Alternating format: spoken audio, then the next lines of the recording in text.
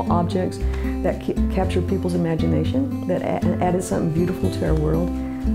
So those ideals came together, working with glass beads, doing a fine little intricate object. I love baskets, so I call these beaded baskets. It's just the repetitive pick up one bead at a time, stitch to stitch, stitch bead to bead, one bead at a time. So then I look at the clock and say, oh my goodness, it's already 5 o'clock, Jack's gonna be home, supper time. Linda and Jack are a great team. They're both independently wonderful artists in their own right, but they are partners in art and life. Jack is a very creative person, and the things we make together are real important to me. We do collaborate on a daily basis, piece by piece. We bounce ideas off of each other. We criticize each other.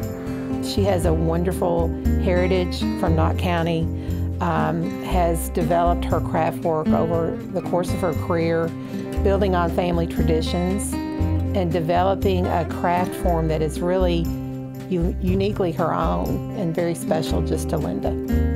I was raised in a family where I was surrounded by objects of beauty that were being made. My mother continues to make beautiful quilts. Yeah, working with our hands is so important. And I sometimes think about working with my hands and watching my grandmother, my Granny Collins, who I loved, watching her hands as she worked. I sometimes see her hands when I look at my hands. To be a part of my family, it's required that all the children learn to do beadwork. So all the nieces, nephews, and grandchildren have learned to do beadwork to carry on a tradition. It's required when they come to Camp Fifield. They have to learn how to do beadwork. I have no training as an artist, so I'm definitely learning as I go. Each one is a challenge. I'll set myself up with different ways of trying to figure out a new design.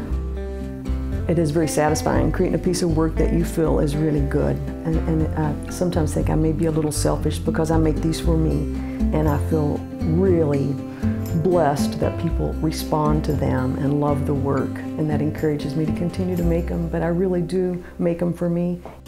One day, as I was making a piece of work, I had decided to use a Native American basket as an inspiration for a design, that I realized that I was a mountain woman, so I have this Appalachian heritage.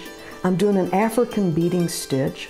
I'm working with Czech glass beads, and I'm doing a Native American inspired piece of work. So I loved how all those cultures came together. I often think about my ancestors, and I think about how they made things because they had to make things. They made them out of necessity, and I make them for pure pleasure. I still enjoy the process, but I don't have to have that handmade chair. I don't have to have that basket, or I don't have to have that quilt. Now they can just be objects of beauty. The craft form is uniquely her own. The themes are from nature and her surroundings. I know of no one else doing work like Linda Fifield. We've been married going on 41 years and have spent one night apart. Oh, how unfortunate, huh? So it's a great life. Been a partnership every day, and we wake up every morning thankful for the opportunity to do the things we get to do. Living here in the country, looking out at those incredible hills and seeing the beauty of nature, how could you not be inspired? I think I will not live long enough to catch up with all the ideals and all the inspiration that I've been given.